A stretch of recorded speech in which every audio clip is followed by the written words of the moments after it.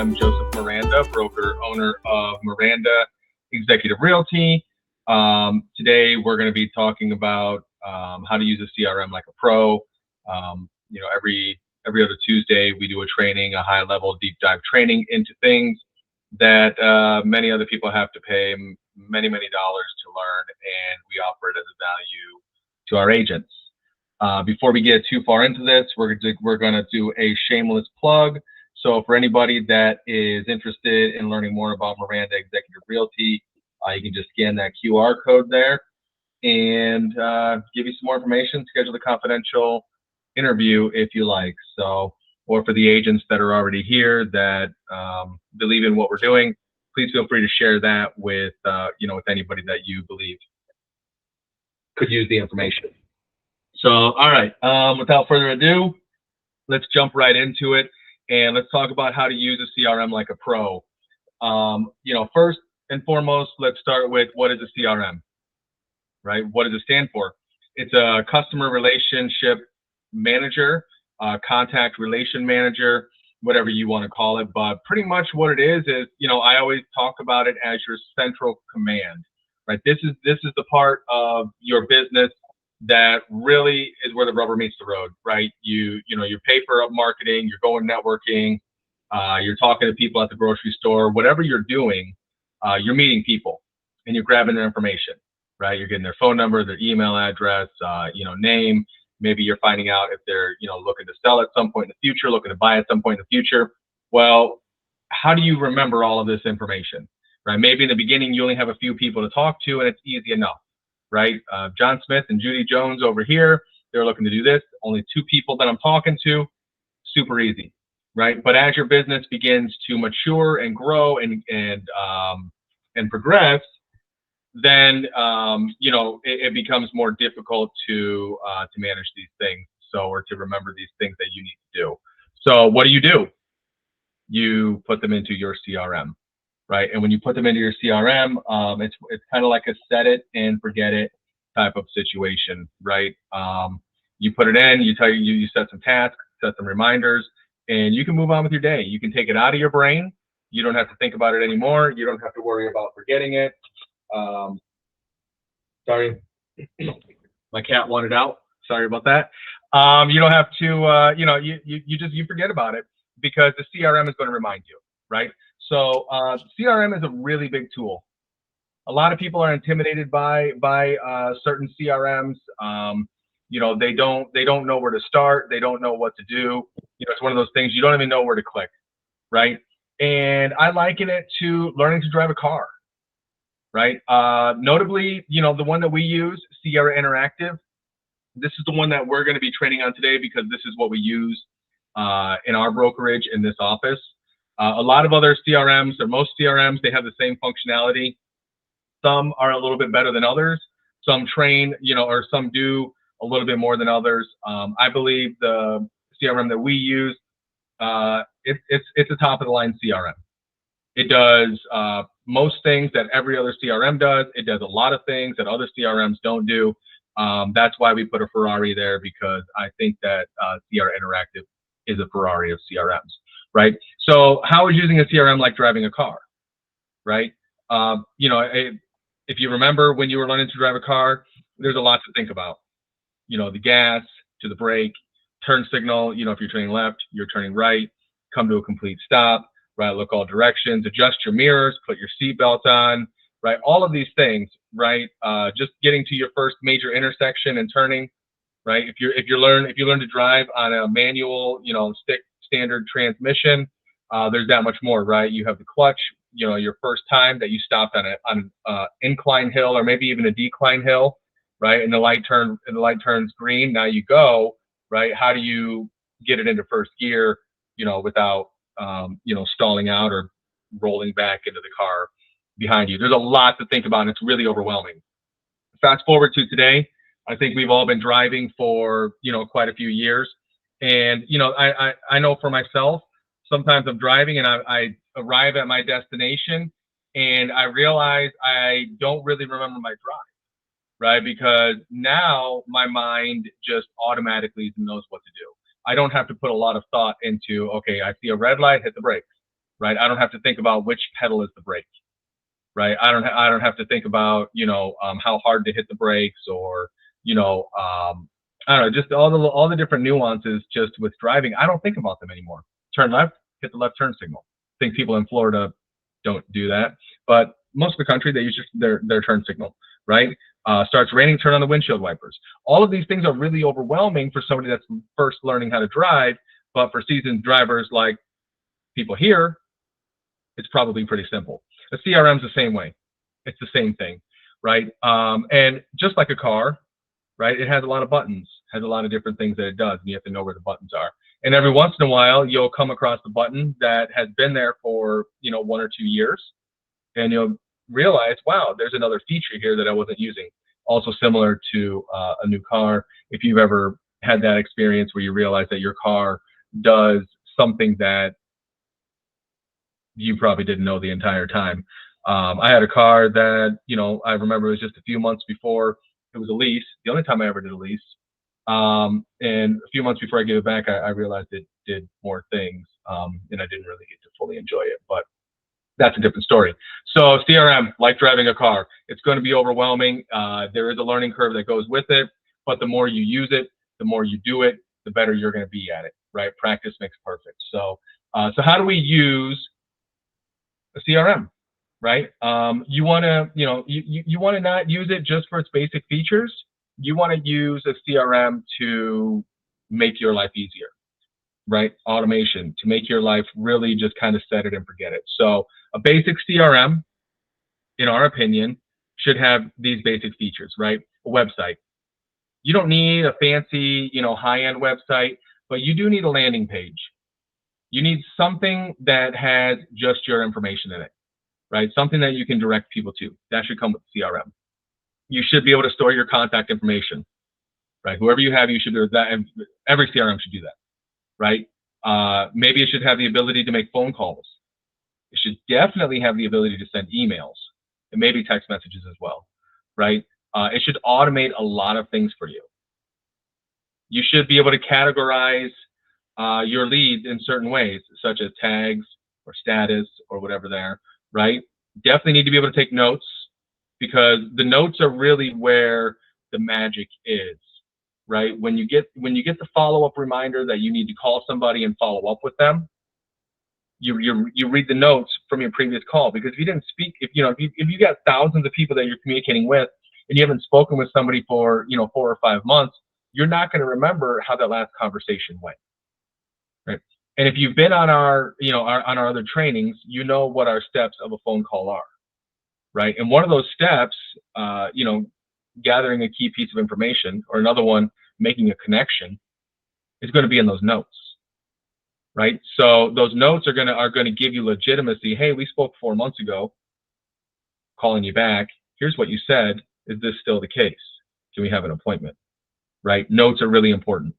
Did you speak to the husband or wife, right? Things like that. And trackers, so that you can see what activity they're doing. If you've got them in e-alerts or market updates, you're going to be able to see, what their activity in those areas are, right? So let's hit these. What we're going to do real quick is we're going to give you a 3,000-foot view or 30,000-foot view of Sierra and kind of the back end on what it looks like. This is where, similar to driving a car, you're going to be sitting in a classroom. You're going to get familiar with terms. You're going to start seeing things, and you're going to probably recognize some of it. Some of it you may not recognize. Hopefully, you learn something here that you can apply into your business. And then after that, what we're going to do is we're going to jump into Sierra live and actually do these things so that you can see it. All along the way, when you come back to this training later, when you get the link for the training, in that link, you're going to see all of the downloads. You're going to see checklists. You're going to see, like definitions of these things. There's a lot that goes into using the CRM. We're trying to make it as simple as possible here. If you come back later and you watch it and you have the checklist, you have the downloads, it's going to be a lot easier to kind of follow along. So just stick with us, and hopefully you learned something today. And just keep in mind, when you are in Sierra and you are trying new things, you're not going to break it, right? So you're better off just, you know, go ahead and trying it. And this lady in this picture kind of freaks me out. So let's go to the next slide here. All right, your website. So this is where you find the website. If you look at the right there, you see a 1 and a 2, right? So when you're logged into Sierra and you're sitting there and you're staring at the screen, it's going to be the top right corner. First thing you're going to do is go to the drop down. Number 2, you're going to go to the website profile, right? The things that you're going to put into your website, your photo, email, contact information, social media, and try to have a quick bio, right? Put something together where, you know, people are going to know, you know, who you are.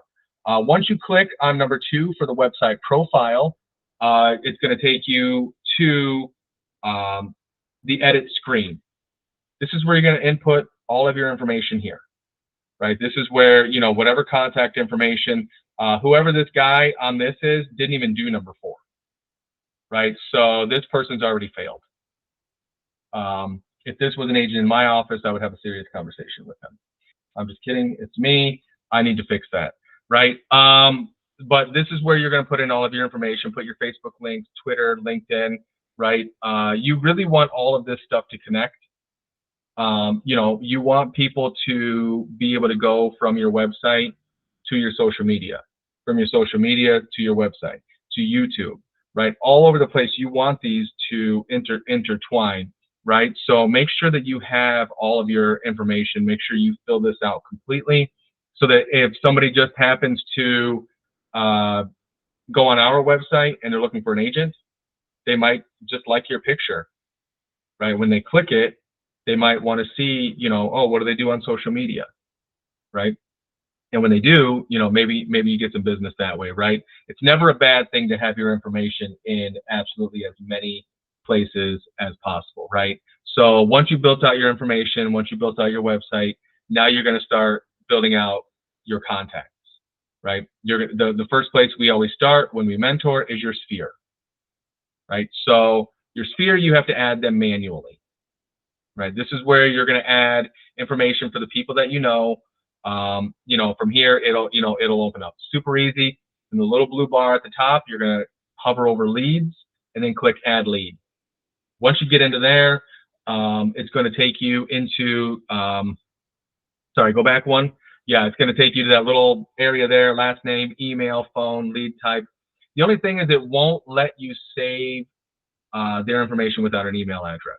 The email address is really super important for your automations because email is where you automate, right? When people get automatic emails from you, you know, it's something that just goes out, whether it's a holiday, whether it's some sort of seller that you put them, you know, into some sort of email drip campaign or a buyer, right? Maybe it's expired and you have, you know, a special campaign that you just automatically want expired leads to go into, right? This is where your automation happens, is in your email. You can't automate a phone call. You can remind yourself to make a phone call, but you can't automate it because you have to be the one to do it. Maybe with AI, you know, with the technology out there and where it's going, maybe someday you'll be able to automate a phone call where your AI bot will call them. But I don't know that that technology exists today. And there will be a point in everybody's life, everybody's career, that even if you have an AI bot, you still have to show up. At some point, you're gonna have to make that phone call. You're gonna have to make that connection. You're gonna have to go on the appointment until robots just really take over, right? But I don't know when that's gonna happen. So once you create your lead in your sphere, right, it's going to be instantly assigned to you. And if you're looking for that lead, just go into your leads and then click on the Assign Leads tab. And that's going to show you all of the leads that you put in there, you know, manually on your own, right? So pretty easy, pretty simple to do that. So now you've put all your sphere in there. You know, you set things up. So now what you want to do is you want to get everybody in there on your automations, right? Again, your set it and forget it type tasks. The things that are happening, Lorna, your camera's on, by the way. The things that are happening without you having to necessarily remember it or show up. Sometimes an email will go out. Sometimes many emails will go out, and you'll be at a networking event where one of your people in your sphere is in that network, and they're going to say, "Oh, I've been getting your emails. Thanks for sending them." Some people really think that we send these one at a time, individually to them, right? But not really. It just automatically goes out. We all receive these emails. If you've ever put your email into like anything, you're receiving automated emails. I guarantee it. Even if it does say, "Hi, Joe," they didn't type that up, right? Grant Cardone is not emailing me that he's offering me this exclusive offer because he wants me to show up so bad. Grant Cardone is sending that to literally everybody. So please don't sue me, Grant Cardone. Email drip campaigns, right? So first thing you're going to want to do is set them up into an email drip campaign. My favorite one is passive. It's the holiday emails. Right. So these are emails that we've built out in this company. Right. These are created by us. All of these are created by us. And every holiday, we're just wishing somebody happy St. Patrick's Day, happy Easter, happy 4th of July, whatever it is. This day and age, people tend to get, offended by some of these certain things, but, I don't know. There's always going to be somebody that's offended. So you can choose if you want to send that out or not, right? But there's plenty of other ones, right? There's stuff for seller leads, old seller leads, referrals, pretty much all of them. You're going to go and you're going to set it up, right? There's a back end to this, and you'll be able to see what each of these emails are, right? And if you're not sure how to find that, just reach out to one of us and we'll show you, right? So now they're receiving kind of generic, somewhat generic with a targeted message, but it's a generic email, right? It can't be specific to their situation, right? But at least they're receiving this automatically on a regular basis. They're seeing your name, they're seeing your signature, right? They're seeing all of these things. Once you do that, you want to tailor a little bit more to this individual client. And if it's a seller, you're going to set them up into a market update. The market update is what's going to brand you as their local market expert. Because what that does is you're going to go in, you're going to create, so once you go into, when you're in the lead, right, you're going to go to searches, number one. You're going to go to one of those two down there, right? It doesn't matter which one you click. They both say create market update. I don't know why they have two of those on there, but they do. You click one of them.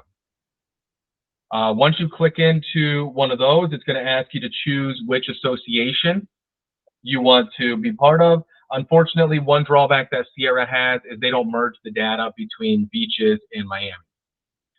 Fortunately, because myself as the broker, we have membership at both associations. Fortunate for you, unfortunate for me because it costs me twice as much.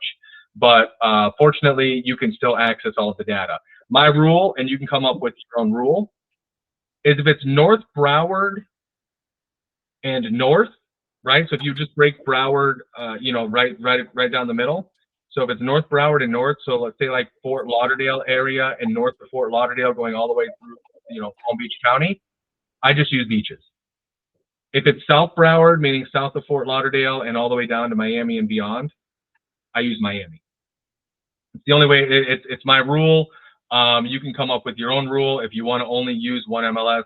Just know that the one drawback to the market updates is that Sierra does not merge the data.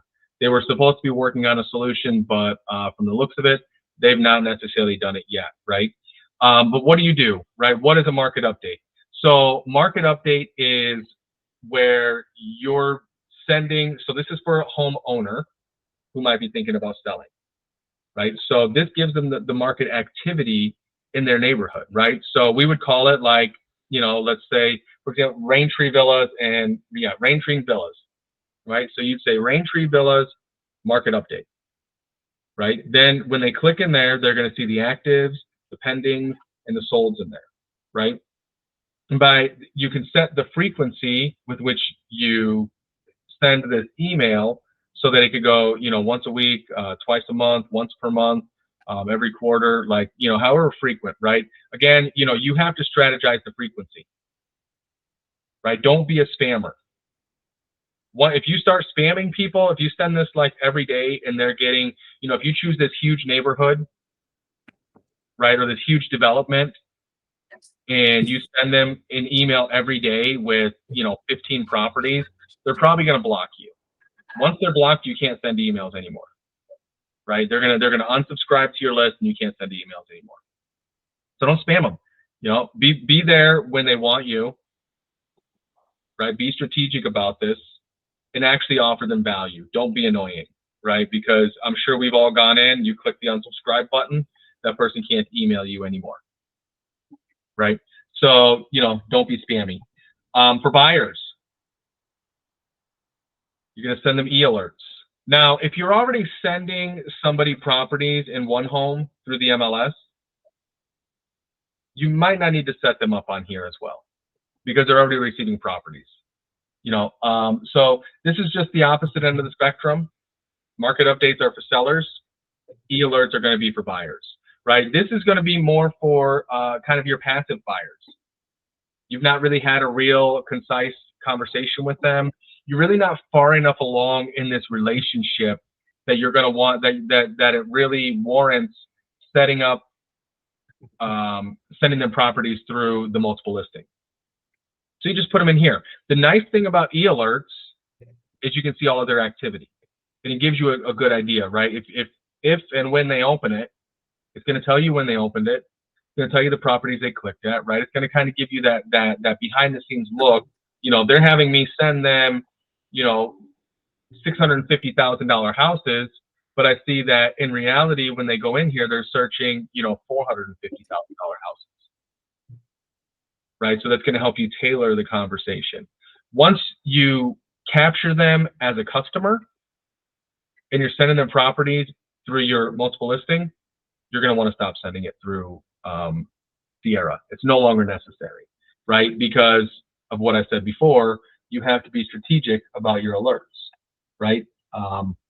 So how do you do e-alerts, right? Or once you get into e-alerts, right? Searches, same thing as market update, searches. Instead of clicking market update, you click e-alerts, right? Once you get inside there, it's going to be the same thing.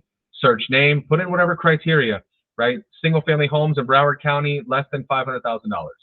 And then same as the MLS, you just go through, you set it up, and then you mail it out, right? Email it out, right? Nice thing, you're going to see whatever they do, right? We do have a checklist to help you tailor fit these things. So this is going to be one of the checklists that you guys are going to get. It's going to be in the training when you find it on our website later. So over to action plans now, right? So there is a difference, but really what we want you as agents in the office to be using are our traditional action plans. This is where the automation happens, and this is where your reminders happen. Depending on which action plan you use, it's going to automatically schedule phone calls. It's going to give you reminders to schedule your phone calls. It's going to automatically send emails, and it's going to also automatically assign tasks to you. We have some that, we would send them a text message, right? We have one, we call it a Zillow Says text message. We'll get into that at a different time, but it's Tom Ferry. It's a Tom Ferry method, technique. If you're interested, just search Zillow Says Tom Ferry, and you'll find it there. We do that with some of our, sellers that have not been engaging with us, just as another way that we can engage with them.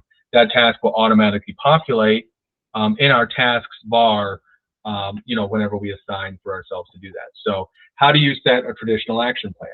Super easy. When you're in the lead, right? So you're already in the lead, you're in the name, John Smith, whatever, right? You're going to look to the right, and then on the right column, you're going to see all these different things. One of them is traditional plans. Click manage, find the plan, whichever one makes the most sense. If you're not sure, you can ask us. We will have a guide on that, on kind of a brief summary on what each of these are. And then just click apply, and it should apply automatically. But this is why you need their email address. All of these automations that I'm talking about don't happen without an email address, right? Again, don't be spammy, right? All right, let's talk about sorting and organizing here, right? So the fastest, easiest way to sort and organize a lead in the system is going to be tags. There's a lot of tags in the system already. So as you're, entering the data, as you're, doing whatever, you're going to be putting the proper tag.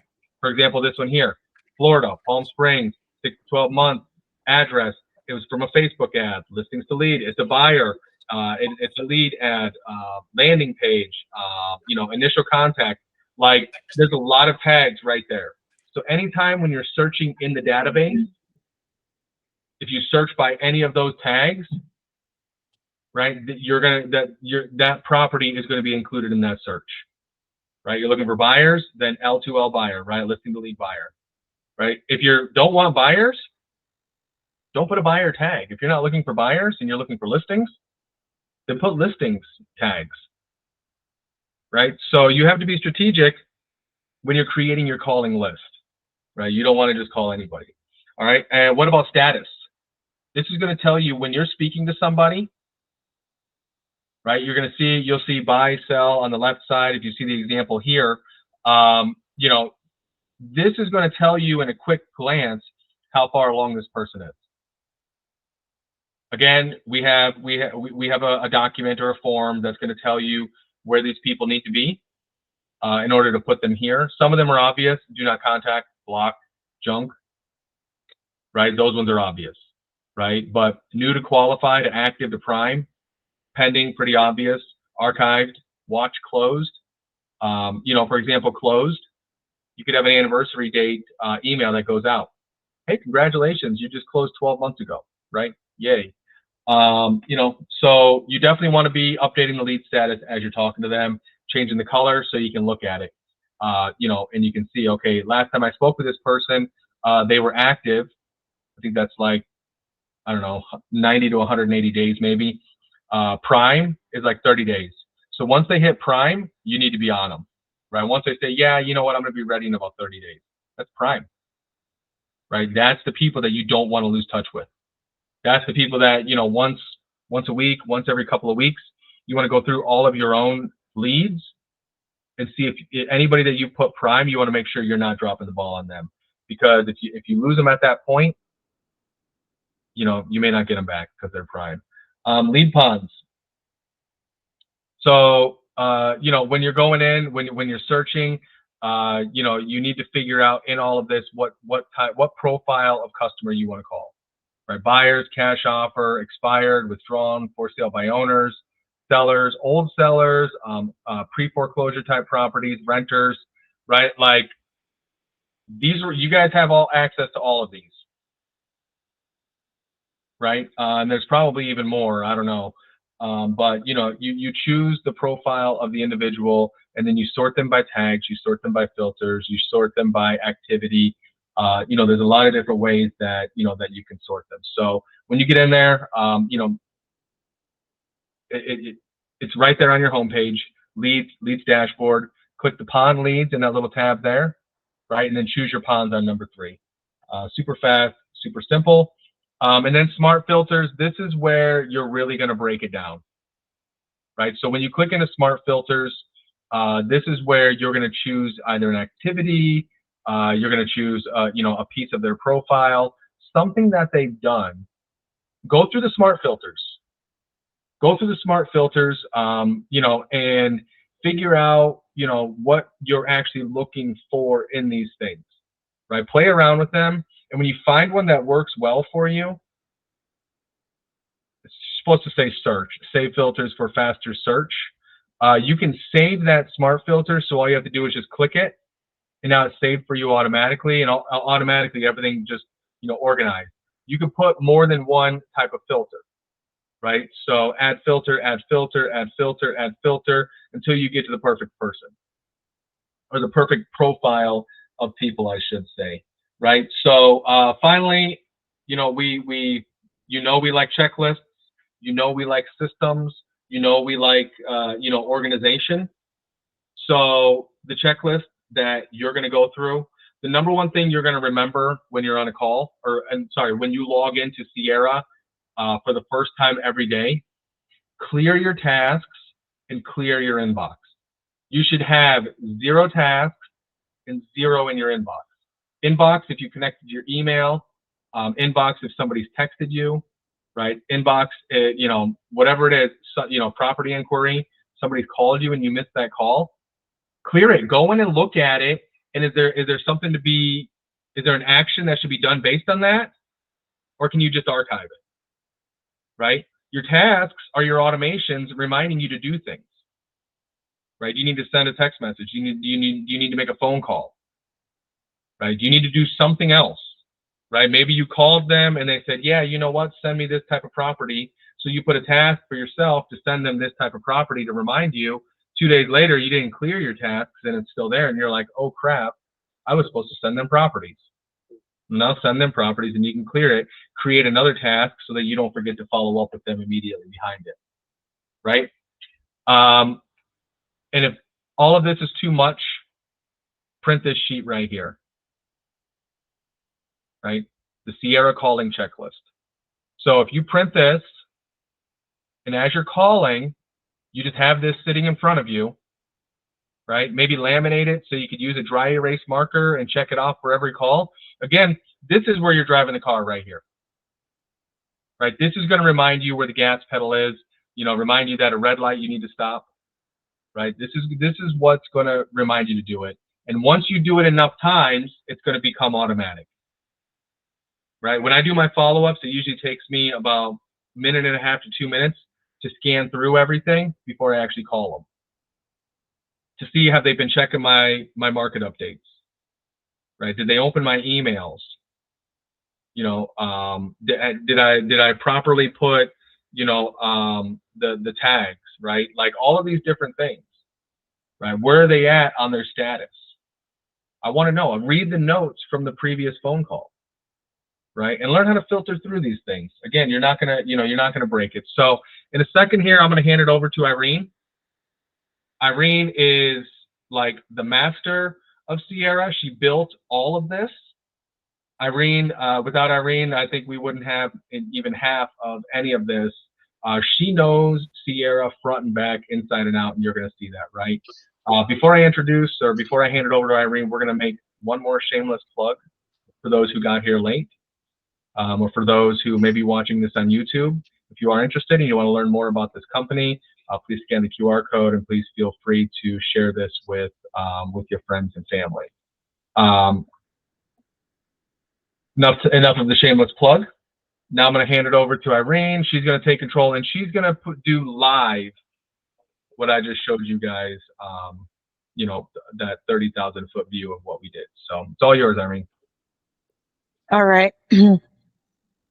Okay, so this is how our day would look like in our tabs that are open whenever we try to log in Sierra. So these are the checklists. It will be sent to you. Remember, we actually are working on a Google site. So I believe for today, I will be sending an email so that you could get access to those.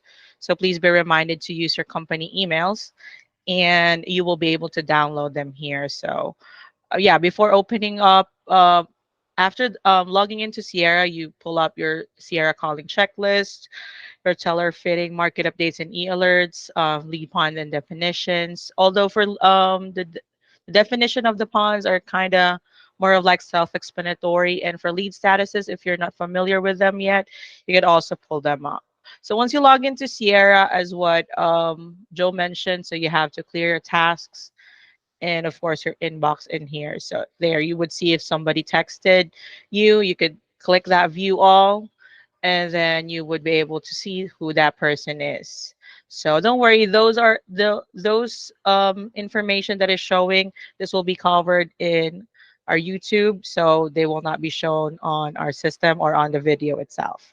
Okay, so let's start off on adding a lead to your account. So as you remember, when you start off as an agent, you have to add your sphere.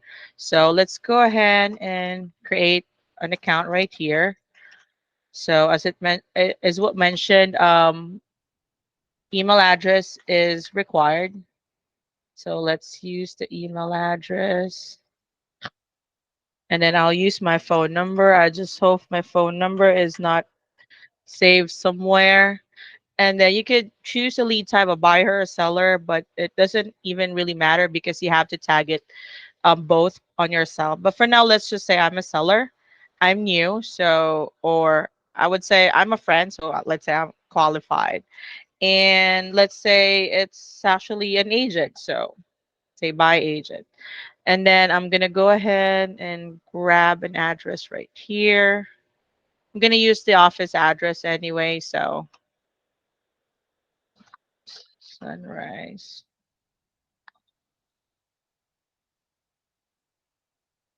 Okay, so let me just copy it right here.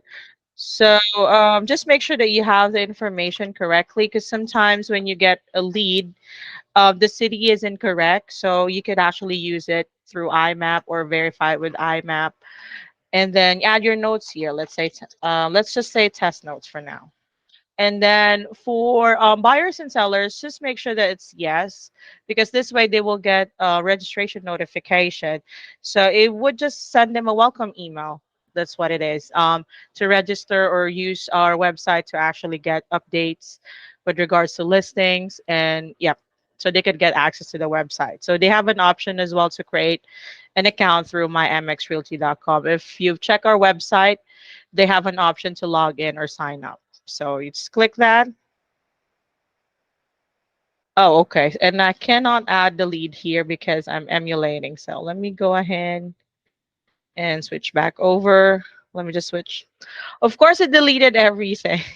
Okay. So let's just say that everyone was actually it was already added. Let's just assume. And then let's go ahead and go back cuz and then this is me. This is the lead that was added. Let's say this one. Okay, so let's just assume that it was added because, anyways, after you add the lead, this is what it will show up. Okay, so what's going to happen is first you have to check, or let's say it's actually a lead that you are able to get in touch with. So you have to make sure that there are no spaces. Oh, okay, I can't make changes while I'm using it. So just don't be confused with some of the other tabs in there because this is the master account. But this is also the same thing with you guys. It's just that it's not letting me make changes if I'm just emulating the user.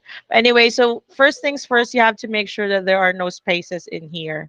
Because if there are spaces in here, it would actually look weird when we send out email drip campaigns and text messages to them. Okay, and as for summary, you could edit this as well to add your instant information. Let's say this is a Mr. and a Mrs. and they're working on a divorce, so you could put that in here, so whenever you get back to the lead, you would always see it in here in front of it. All right, and you could also click this to make the changes. And if you actually want to go ahead and change the name. So remember that you have to claim the lead. So I will claim it right now. Let's just claim it. And then so right now Joseph Miranda is the owner. So you have to assign yourself as well as the owner of, or, I mean as the seller. So that way all of the templates that we discussed earlier, like the drip campaigns and action plans, would be available. So we highly suggest that you put yourself as a buyer and as a seller. Right? If you want to assign a lender, let's say we do have a lender like Anna's here, right? So if you want to assign yourself as a lender, you could do that. But I think the only lender that we have right now is only one. So I think we could leave it like that for now. And as for collaborators, you could also assign like another agent here. Let's say you want to collaborate with Lorna or with Lisa, with Jimmy. So any one in the office, let's say it will be a split. You could also do that. You put your phone number in here, and then you put your email address. You could put two phone numbers in here. So let's say 954-247-1889, and then 954-247-1888.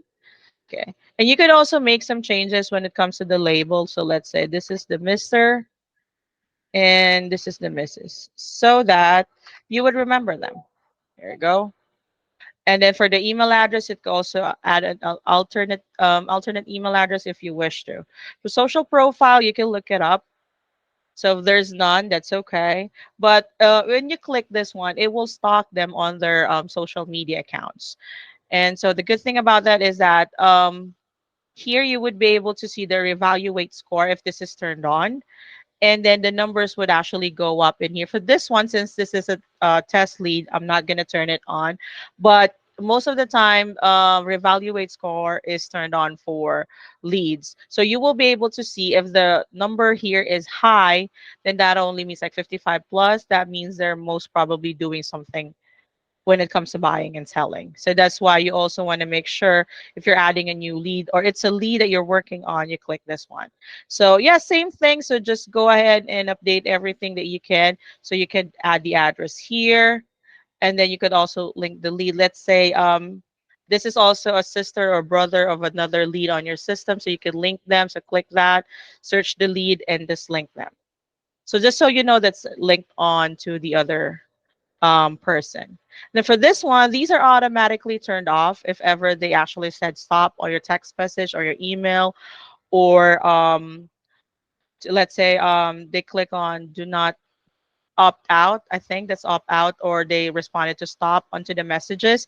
This automatically turns off. But if it did not, and they specifically told you to actually stop texting me or stop emailing me, then you have to turn it off manually just to ensure that will not get sued or anything. But it doesn't mean that when they say stop calling me, you also turn this off.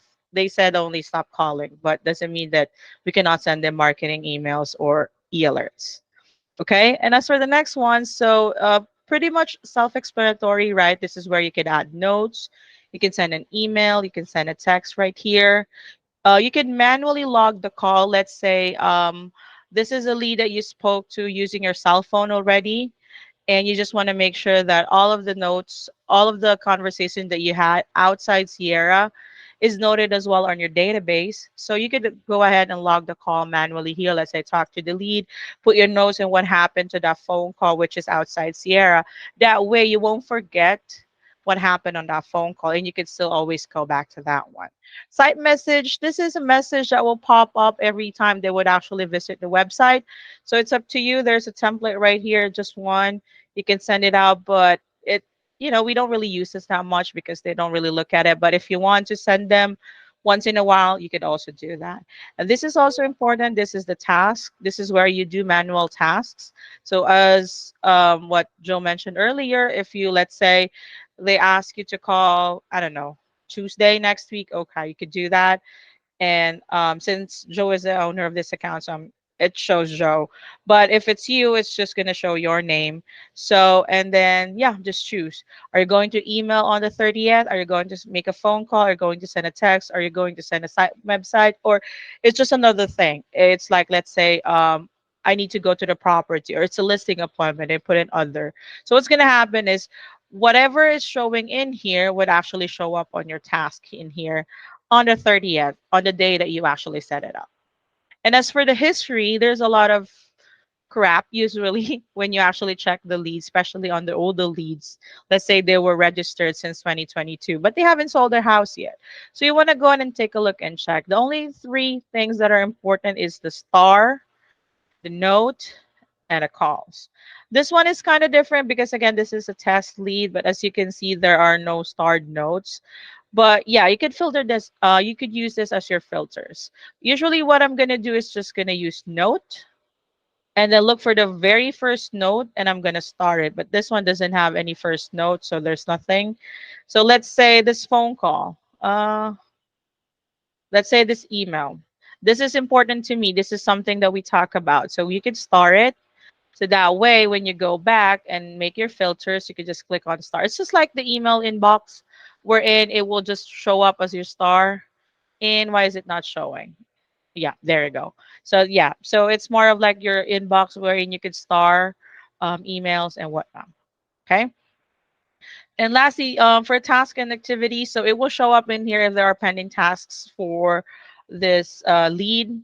And for the action plans, this is where we are talking about earlier. So you click on that manage, and then you can apply all of the traditional action plans that you could use. You might be confused why there's for seller, there's for buyer. It's it's just the same. It's just generic. If you want to give them a call bi-weekly, let's say Irene would be selling, she's not sure yet, I would say. So you want to give her a call, let's say monthly. So we could go ahead and apply this automatically. So it automatically sets like it started April 24. So it would actually give me a task on May 24, moving forward every month on the 24th to actually call Irene. And I don't have to manually set it up. It would just automatically show up on my task for phone call, and it will show that I need to call Irene. So if you're done calling Irene and you actually wanted to stop calling the monthly thing with her, you just go ahead and stop, and then other, it's up to you if you want to put a reason, but yeah, it's up to you. And then it's removed. And this is where the drip campaigns are. So there are a lot of drip campaigns here that you could use. Some are aggressive, some are not. So that's why it says holiday emails. This is the one that's very important for all of the leads, so these are necessary. For the rest, those are automatically added when I import a lead, but especially for your sphere, you want to include them on a specific drip campaign. And don't worry, what's going to show up is your signature and not our signature once you actually set it up using your account. Okay, so just choose from there. And then these are the tags. So if you want to create a new one, so just let us know. This create tag will not be included on your end, but basically all of the tags are here. So just type it in here, search. It would also, oh shoot. Yeah, there you go. It would just automatically show up in there. So you can search, and if ever there's like a tag that you really need, just let me know. You know my cell phone number. You could reach me via WhatsApp. You will be able to actually let me know, and I will add that for you. So these are the action plans. So just to show you the tabs, the action plans that were added for this lead. So this just gives you an overview. And as for the properties, these are the properties that they have viewed if ever they are using the market update and e-alert. Now, the most important part, the tailor fitting the market updates and e-alerts. So let's say, remember this is a seller, right? So we're gonna go and do a market update. So just to make sure before you do that, if you have access to your MLS, open that up and open up your IMAP. So what we're gonna do is go ahead and get the address. Remember, where's the address? I was not able to add that. Let me add our office address just for this example. There you go. Let's add this. Okay, let's say this is my address. So you want to go ahead and take a look and check what's happening on this address. So let's go to IMAP. Let's put that in there. Of course, my IMAP logged me out. Okay, let's go ahead and repeat. Let's go ahead and remove the suite. There you go. So I'm not going to say, I'm not going to discuss any confidential information. This will be covered in YouTube. But there you go. You will be able to see like like an overview of what it is. So you will see the owner's name in there. So you could cross reference it.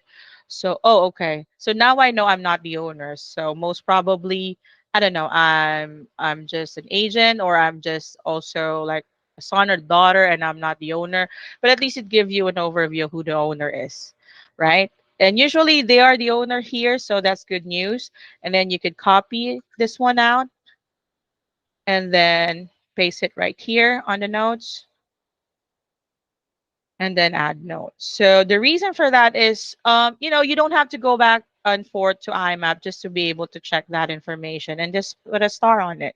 So now it will give you, oh, the information right here. And this is even clickable even though you paste it right there.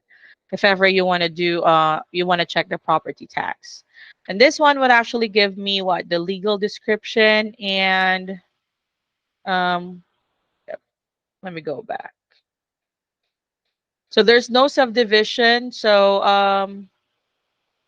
I don't know what to do with this, but usually this one I'm gonna do. I'm gonna use a legal description. Sometimes there is a division name and subdivision name here. So this is one I'm gonna use for the market update or the e-alert, or for the market update, I'm sorry. For this one, there's none. So I'm just gonna stick with this legal description. I'll go to the market update again, and then I'm going to use beaches,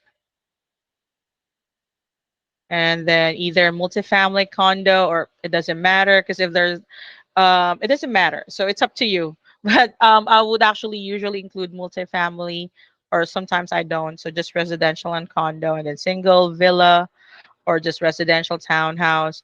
Up to you, depending on what the property is. But this one, I'm not sure what will show up because this is a commercial property. And I'll use the subdivision condo project, and then I'll put that right there. So wait for it to auto populate something. There you go. It auto populated something. And then at the bottom, it says, oh, there are 5 properties found. Now, what I'm going to do is sunrise market update. Usually this is not the case. It's just that this is commercial. That's why it looks like that. But most of the time it will show the developer name, let's say Raintree Villas, or Fort Lauderdale condo. I don't know. But yeah. So this is the name that they will see. So you could save that. And before sending it, you could use this. You could view it. So when you click that, you will be able to view what they will see. So this is what they will see whenever the email will be sent to them. This is what it would look like. So they would see, oh, so my properties were 29 million, 15 million. So it gives them an overview. What are the coming soon? What are the sold properties? And there you go. And then they could check the price. They could enter their address in here, check the price. And if they're dissatisfied on what they saw, then most of the time, or usually, they would call you, because again, on the email that you are sending, no matter what the signature at the bottom, it gives you your email address and phone number. They would definitely call you back on that number. That's why just make sure whenever you call, by the way, before I forget, use your personal numbers that's attached to your Sierra accounts, so that when they call you back, this is the number, it routes them back to you. Same thing with e-alerts, although for e-alerts for sellers, you don't really need the what do you call this, the IMAP, because again, they don't have any property. So it's up to you. Just verify what the information that they provided. Let's say they want it in Fort Lauderdale and you want them weekly, and then I don't know, they want a condo and residential, and same thing. Probably they provided you a zip code 33309, and then their price range is just, I don't know, 285 to 312. Sorry, 312, and that's 856 properties. So that's too much. We want to make sure that we're not sending too much because they will lose interest. Let's say three, and then three, and I don't know, 40 properties. I think that should be fine. Or maybe add some more zip codes in here, because usually they would require, or they would want several zip codes or several, I don't know, associations, or it depends on what you gather information from them. And then you could save the search. Of course, a title test, and then save, and then you could check that as well. Same thing. And then you can send them out after you set it up, or you could just actually wait for the frequency. It doesn't matter. But I can say is that when you set it up for weekly, it doesn't necessarily mean that it sends them weekly. Sometimes it will only send it weekly once there are new updates or there are new listings on that area within that week. If not, it's not going to spam them like weekly will send the same thing. It will only send updates if there are updates weekly. That's what it says. And suggest listings, either if you actually have like I don't know, for me you could just use the MLS for this one. Let's say it's a buyer and they're requesting several properties, you could use this for suggested listings. But I guess I highly suggest use the MLS one instead, the one that you could use, so that you will be able to get more updated, and it's a combined complete list of all the properties in Fort Lauderdale, unlike this one, what Joe mentioned um earlier. It's not combined, they are separated, beaches and Miami. So yep, I guess that's all for now. I'm sorry if I'm trying to make it fast, but yeah, there's a lot. What I can say is that just click and click, and you should be good to go. Just let me know if I guess you have any questions. Awesome. Awesome, awesome. Thank you, Irene. As you guys see, Irene is really just a master at this system. So, our first thing, if you're stuck, if you want to get in, you want to start using this, number one, definitely start using it. Our second, like we say, don't stay stuck, and we mean it. Irene is in the lobby room all day. You guys have the link through Lone Wolf back office.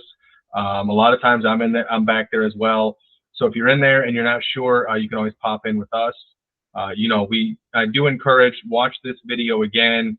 Watch it on one screen and work side by side with it, just so you get familiar with it. But we really don't want anybody to be stuck.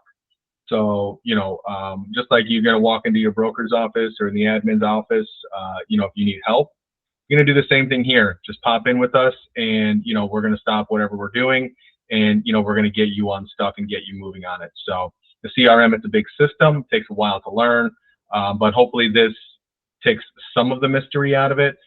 We'd love to see, people using this a lot more for, their own contacts. There's plenty of leads in our system that you guys can be using as well. So that's really about all we have time for. Fortunately, we have one more opportunity for a shameless plug. So click on, well, no, that's the wrong way. But anyway, all right. So we don't have a training next week because it's going to actually be a fifth Tuesday. I think that's right. Is that right? Let me just check my calendar. Yes. So Yes. there's no training next week. We're going to pick this back up on May 7th, where we're going to do what our group roundtable mastermind. So bring your problems, bring your solutions, bring your issues, whatever it is, bring those to us, and let us work on them together. And also, if you got stuck somewhere, if you had a problem somewhere, likely another agent is going to be having that same problem. Maybe they're dealing with it right now, or maybe it's something that we could just help them to avoid in the future. That's the goal, right? Let's learn from each other's mistakes, so that we don't have to relive those mistakes ourselves. The training after that, I really hope everybody can make this one. We may go over on it. It's our next Ask the Broker. That's going to be the 14th. We have a guest speaker. We're going to try to do similar to this, where it's going to be 2 speakers. The first half of the training is going to be to explain the buyer brokerage agreement, buyer agency agreement, the difference in the buyer agencies so that you understand that. And the second part of the training is going to be how to deliver a value proposition in conjunction with this buyer agency agreement. This is our solution, at least as far as we know. From everything that we do know, this is going to be your best bet to commission when the settlement does go into effect and it does become, I don't know, law or whatever it becomes. Once this settlement goes into effect, things are going to change on how a buyer's agent is going to collect commission. So this is where we're going to give you the MX Realty solution.